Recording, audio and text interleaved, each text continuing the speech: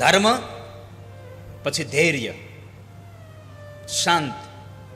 કાચબો એટલો શાંત છે. ઘણા સસલા જેવા ચંચળ હોય.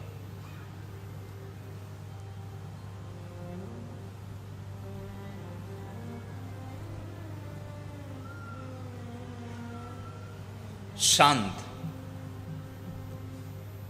અને એક વાક્ય તમને કહું બધાને, જેટલા સાંભળો છો બધાને કહું છું, જેટલી તમારી શાંતિ એટલી તમારી સફળતા છે. યાદ રાખજો, જેટલી તમારી શાંતિ એટલી જ તમારી સફળતા છે.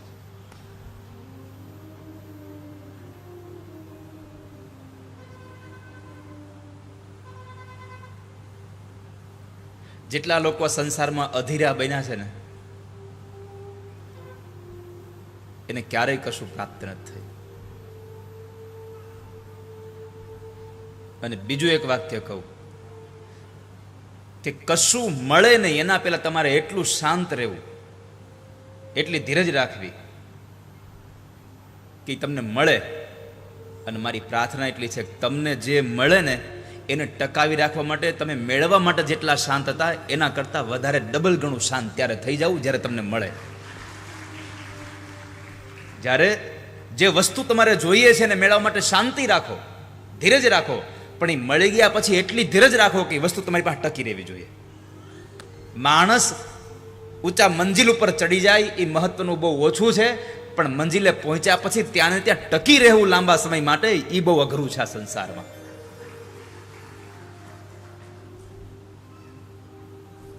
બધી વસ્તુ મેળવી કદાચ હજી સહેલી છે, પણ મળ્યા પછી એને ટકાવી રાખવી બહુ અઘરી છે.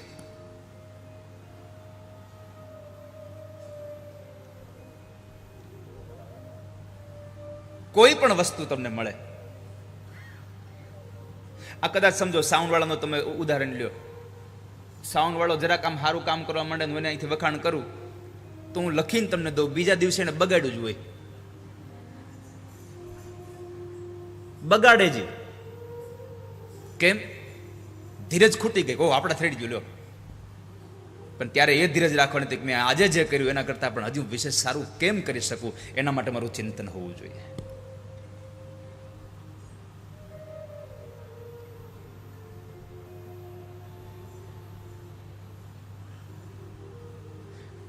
આ શૂટિંગ વાળા છે,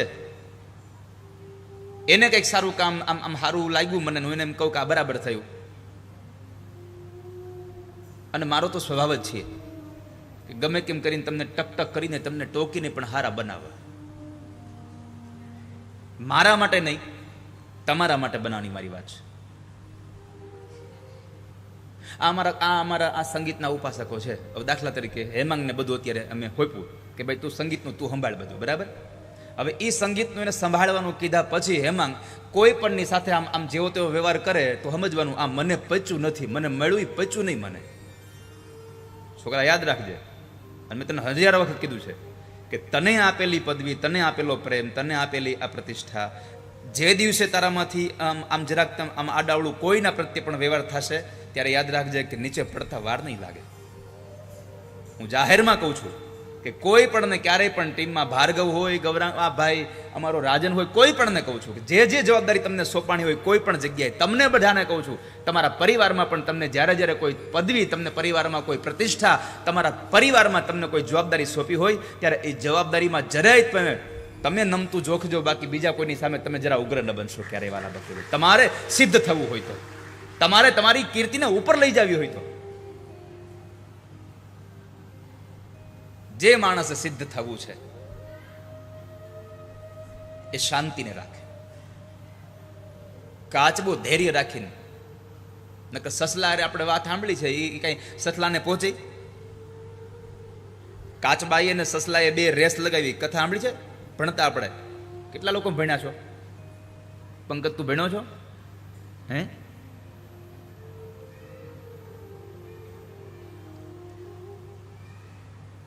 સસલાને એમ કે હું તો હમણાં પૂગી જઈશ, દોડવા જ માંડ્યો. કાચબો તો ધીમી ગતિ સલામતી કરી અને ચાલતો હતો. સસલાઓ જરા બરાબર આમ મંજિલ પાસે પહોંચવા આવ્યો એટલે એમ થયું કે હમણાં ઓલો ક્યાં પહોંચવાનો છે, હું તો એકાદી ઊંઘ કરી લઉં પછી જતો રહું. અને ઊંઘ કરી અને જ્યાં પહોંચવાની જ્યાં એમ હાલતો થયો ત્યાં તો કાચબોની સામે સ્વાગત માટે બેઠો હતો. તમારી જરાય પણ આછકલાયો, જરા પણ તમારું વર્તન, જરા પણ તમારો મદ, તમારો અહંકાર તમને પછાડતા વાર નહીં લાગે, જરાય વાર નહીં લાગે. અને એટલું ચોક્કસ કહું છું કે તમે બધા આટલી આટલી કથાઓ સાંભળો છો, આ બધા તો તમારા કરતા હાવ 10મા ભાગની સાંભળતા. તમે જે પાછળ બેઠા છો એ તો 10મા ભાગની જ સાંભળતા. આ બધા તો રોજ કથાઓ સાંભળે મારી હારે રહીને.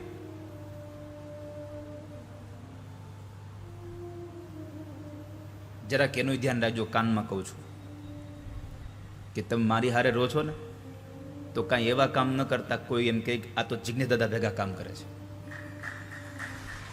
સમજ્યા ને?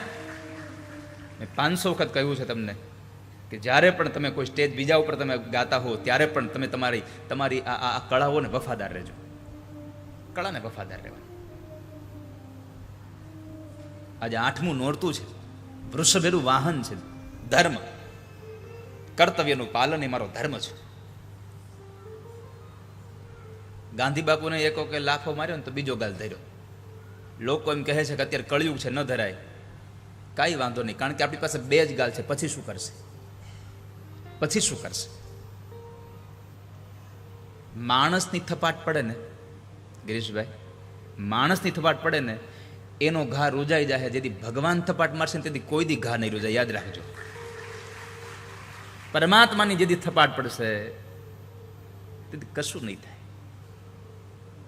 એટલે તમને બધાને કહું છું, ધર્મને સાથે લઈ અને આજે 8મું નોરતું છે માં જગદંબાનું. એ આજે 4 ભુજાઓ વાળી, એક હાથમાં ત્રિશૂલ, એક હાથમાં અભય મુદ્રા, એક હાથમાં ડમરું અને એક હાથમાં વર મુદ્રા. આવી 4 હાથ વાળી માં મહાગૌરી.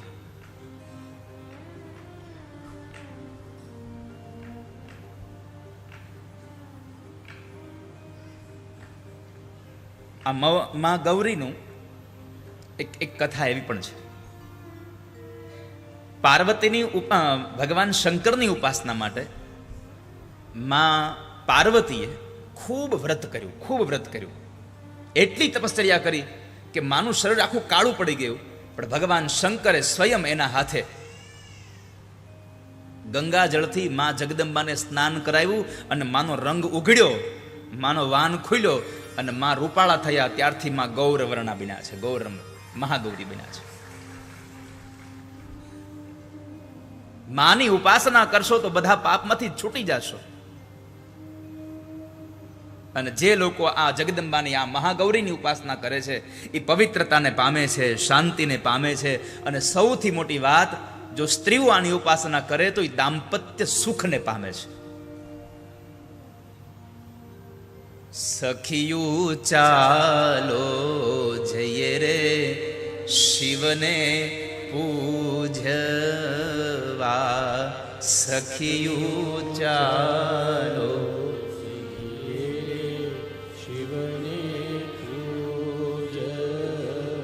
શિવને તમે પૂજશો તો જેનો ધણિયા સંસારમાં પૂજાય એની ઘરવાળીને કેટલી મજા આવે, કેટલો આનંદ આવે. તો માં પાર્વતી, માં ગૌરી એના ઉપર રાજી થાય અને એને આશીર્વાદ આપે, એને વરદાન આપે છે.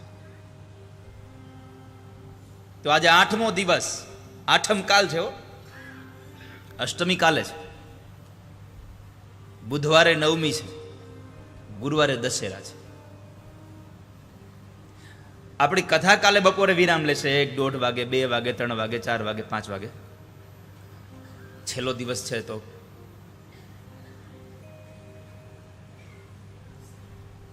પણ તમને એ કહી દઉં કે સાંજની ત્યાંની આરતી ઉતારા વાળી તો ચાલુ જ છે. પ્રભુ ફાર્મ વાળી આરતી તો રોજ ચાલુ છે. દશેરાના દિવસે સાંજે 5 વાગે છેલ્લી આરતી થશે અને પછી માતાજીના સ્થાપનનું વિસર્જન થશે.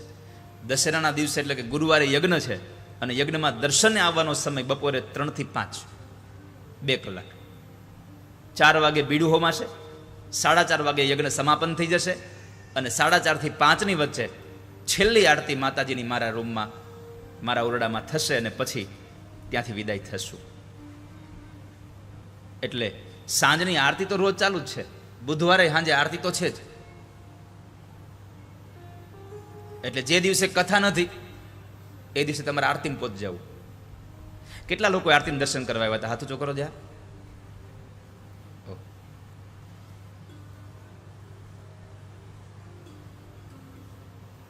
ઓલું કીડિયારું ઉભરાણું એમ ન્યા હોય છે.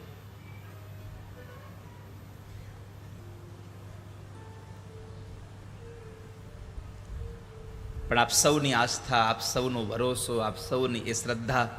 ગઈકાલે હું જોતો હતો કે રાત્રે ભાઈઓ બધા બહારની સાઈડ ઊભા હતા, ઉપરથી વરસાદ વરસે, અને છતાં પલળતા પલળતા એ લોકો માની આરતી કરતા હતા. એ લોકો બધા, એનો આનંદ હતો વિશેષ.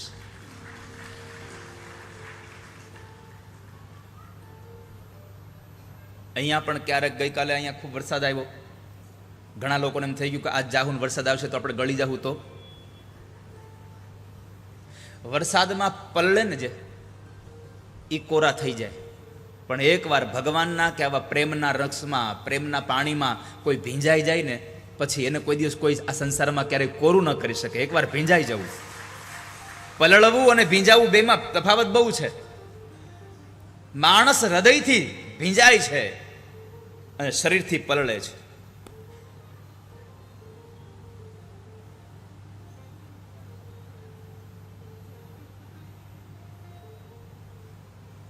માટે આપ સૌ ભીંજાવા માટે આવજો. આવો. માં ગૌરીને ગાવી છે એટલે એવું 8 મેથી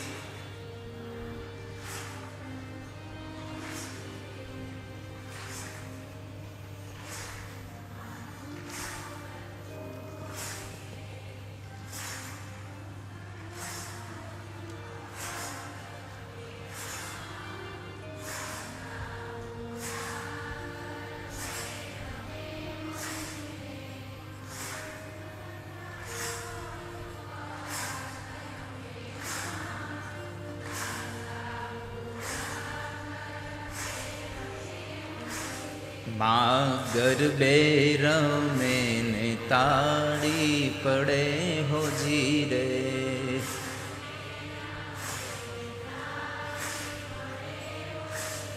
માં ગરબે રમે ને તાળી પડે હોજી રે.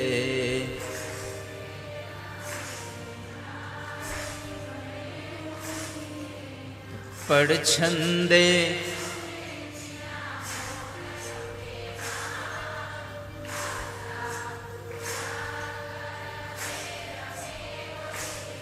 એવા પડછંદે બોલે જીણા મોર અંબે માં આશા પૂરા.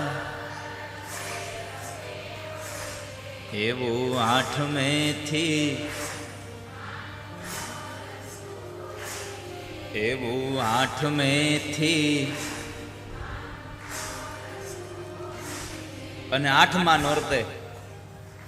જોકે ઉપવાસ તો 8મનો, આમ તો જોકે 9 દાડાના ઉપવાસ હોય, પણ 8મનો ઉપવાસ બધા લોકો રહેતા હોય વધારે પડતા. જ્યાં બાકીના દિવસોમાં નવરાત્રિમાં રાત્રે ગરબા રમવા જાય ને વળતા પછી અડધી રાત્રે ફરાળ કરીને આવે.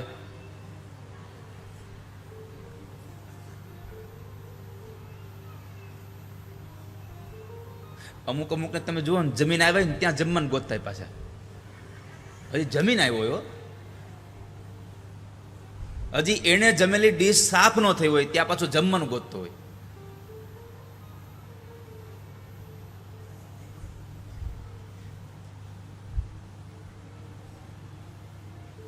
ગઈકાલે ખૂબ લોકોએ પ્રસાદ લીધો.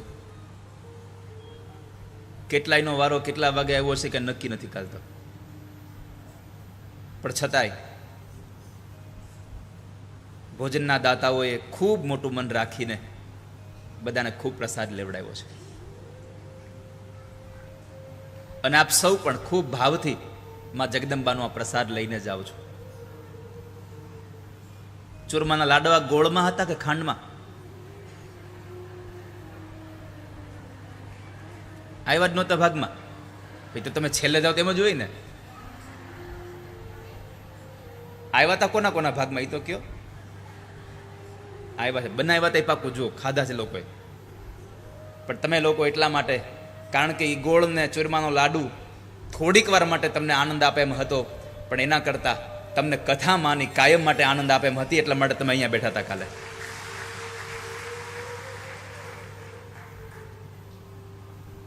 હવે મારે પૂછવું જ નથી કોઈને કઈ.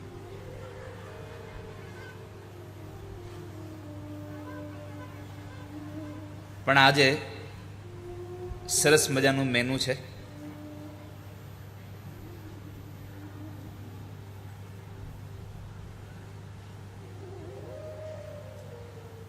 સોજી એટલે રવો જ થાય ને કે નહીં? હા, એનો શીરો છે, ડ્રાયફ્રૂટ વગરનો. પછી સેન્ડવિચ, એટલે ઓલી બ્રેડ વાળી નહીં, ઢોકળા. ઢોકળા, સેન્ડવિચ ઢોકળા નથી, ઓલા બે એ ઢોકળાના બે પડની વચ્ચે ઓલી ગ્રીન ચટણી લગાડી દે એટલે એ થઈ ગયા સેન્ડવિચ ઢોકળા. લ્યો, આ જેને સંશોધન કર્યા છે ને એને ખરેખર આમ આમ આમ દાદ દેવા જેવું છો. ખાલી નામ બદલે ત્યાં લોકોને ટેસ્ટે બદલી જાય પાછું. પછી બધું શાક ને કઠોળ ને રોટલી ને દાળ ભાત પાપડ ને પાણી ને મુખવાસ નહીં ને બધું છે.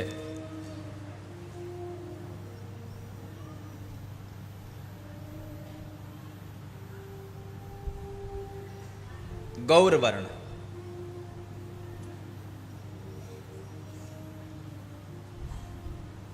ગૌરવર્ણ છે આજે. તો જેનું આંતરમન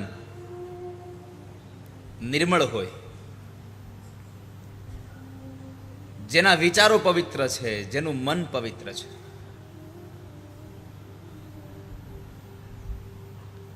જેના હાથમાં ત્રિશૂલ, આ ત્રિશૂલ એટલે ત્રણ શક્તિઓ છે: ઈચ્છા શક્તિ, ક્રિયા શક્તિ અને જ્ઞાન શક્તિ.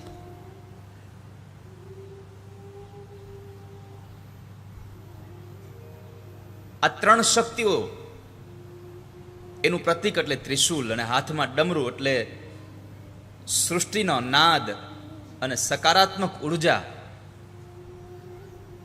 આપણે ક્યારેક શિવાલયમાં કે કોઈ જગ્યાએ જઈએ અને જ્યારે આમ ડમરું વગડે તો આપણી અંદર ઉર્જા કેવી જાગે.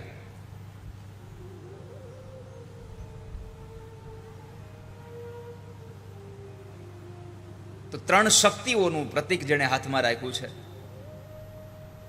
આમ કહેવા જઈએ તો મહાકાલી, મહાલક્ષ્મી ને મહાસરસ્વતી જેના હાથમાં ત્રિશૂલ રૂપે બિરાજે છે.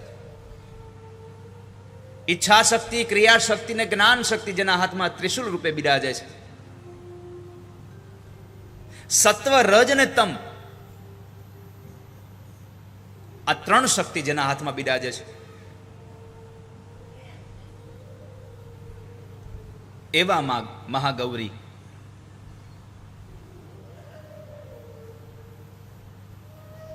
અને આ મહાગૌરી એટલે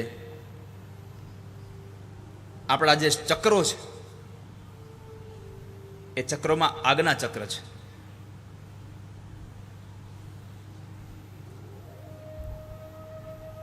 અને આ ચક્ર જ્યારે કાર્યવ્રત બને છે ત્યારે સાધકને શું પ્રાપ્ત થાય? સૌથી પહેલી આધ્યાત્મિક દ્રષ્ટિ પ્રાપ્ત થાય. બીજું, આજ્ઞા ચક્ર જ્યારે તમારું કાર્યકૃત બને ત્યારે તમારી એકાગ્રતા વધે. અને ત્રીજું, તમારા અંતર્જ્ઞાનની પ્રાપ્તિ તમને થાય. આ આજ્ઞા ચક્ર તમારું જો કાર્યરત થાય તો એ માં જગદંબા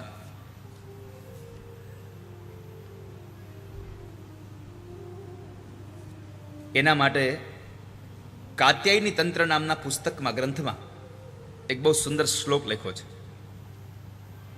મહાગૌરીમ સ્મરે નિત્યમ ભક્ત્યા શ્રદ્ધા સમન્વિતઃ શુદ્ધમ મનઃ શાંતિર્ભૂયાત સૌભાગ્યમ ચ વર્ધતે.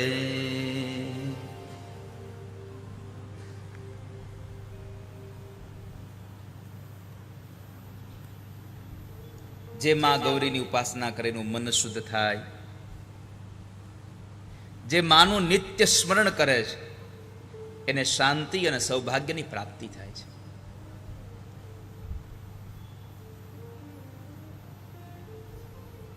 તો એવા જગદંબા આજે 8મા નોરતાએ 8મે દિવસે,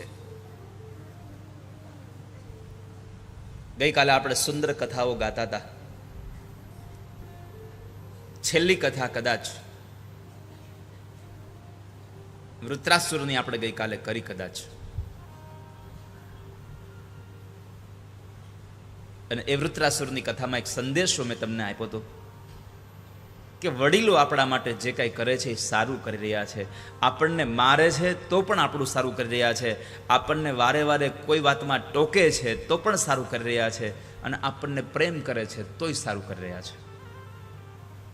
યુવાનો માટે ખૂબ સુંદર ઉપદેશવાળી કથા એટલે ગઈકાલની આપણી આ વૃત્રાસુરની કથા હતી.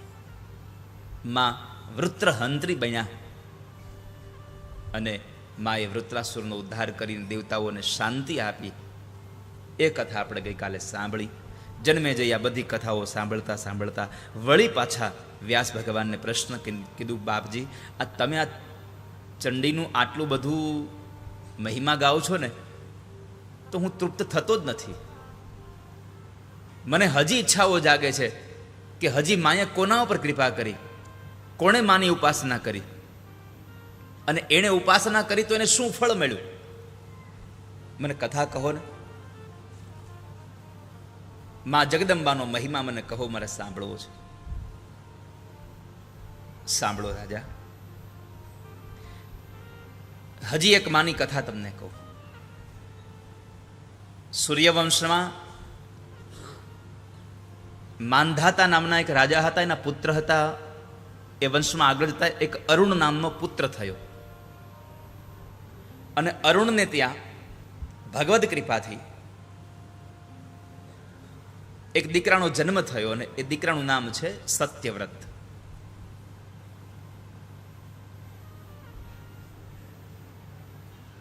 ઐશ્વર્ય સંપન્ન હતો. જેનો બાપ અરુણ આટલી મોટી સત્તા જેના હાથમાં હોય, ઐશ્વર્ય સંપન્ન હતો, પણ એનામાં 2-4 લક્ષણો એવા હતા કે જેનાથી માણસ ગમે ત્યારે અધપતનના માર્ગે જઈ શકે. આપણી પાસે બધું જ હોય, પણ જો આપણા ક્રિયાકર્મની, આપણા કર્મની ગતિ સારી ન હોય, આપણો રસ્તો સારો ન હોય, તો યાદ રાખજો વાલા વૈષ્ણવો, ગમે ત્યારે પતન થશે, એમાં સંશય નથી.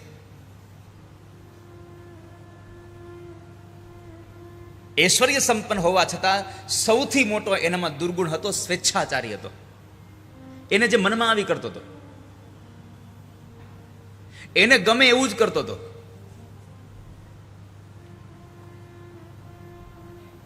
આપણે કામ કરીએ, મને જ ગમે એવું કામ નહીં, મારા કામથી બધા લોકોને લાભ થાય એવું કામ માણસે કરવું જોઈએ. મને એકને જ ફાયદો થાય એવું નહીં. મારું કામ બીજાને કેમ સારું લાગે, એ અમારા સંગીતવાળા પાસેથી શીખવા જેવું છે. પોતાની કળા બતાવવાનો ક્યારેય પણ આગ્રહ ન રાખે. બસ અમે જે ગઈએ છીએ એનાથી આ કથા કેમ સારી રીતે દીપી ઉઠે એનો આગ્રહ રાખી રહ્યા છે બધા લોકો. નહીં તો આ બધાને ગાવા દઈએ તો હું અહીંથી ગાવ અને એ લોકો મારી પાછળ જઈને તમને એવું થાય છે કે હું ગવડાવું નહીં. આ લોકો જેથી મને ગાતા નહોતું આવડતું તે દુના ગાય છે બધા. ત્યારના વખતના બધા લોકો વગાડે છે. અને હું તો હજી કહું છું કે હું આટલું ગાતા શીખો એ આ બધાની સાથે રહી રહીને એનું બધાનું જોઈ જોઈને ગાતા શીખો છું. બાકી મને સંગીતનો સય નથી આવડતો. આ લોકોની સાથે રહીને એ લોકોએ મને આનું આમ કરીએ તો સારું લાગે, આનું આમ કરીએ તો સારું લાગે. અને જ્યાં સુધી તમારું ટીમ વર્ક ન હોય ત્યાં તમે કોઈ દિવસ સારું પરફોર્મન્સ આપી જ ન શકો. યાદ રાખજો, જ્યાં સુધી તમારો સંઘે શક્તિ, સંઘમાં જે શક્તિ છે એ એકલામાં નથી. હવે વાયોલિન અહીંયા વગાડતો ને આ બાજુ તબલા વાળો બીજા સુર વગાડે, બીજો તાલ વગાડે, તો કોઈ દી ભેગું થાય? તમને કદાચ જેને ખબર નથી પડતી એને તો આમને માયલા કરે, પણ જેને ખબર પડે છે એની આપણી ટીકા થઈ જાય.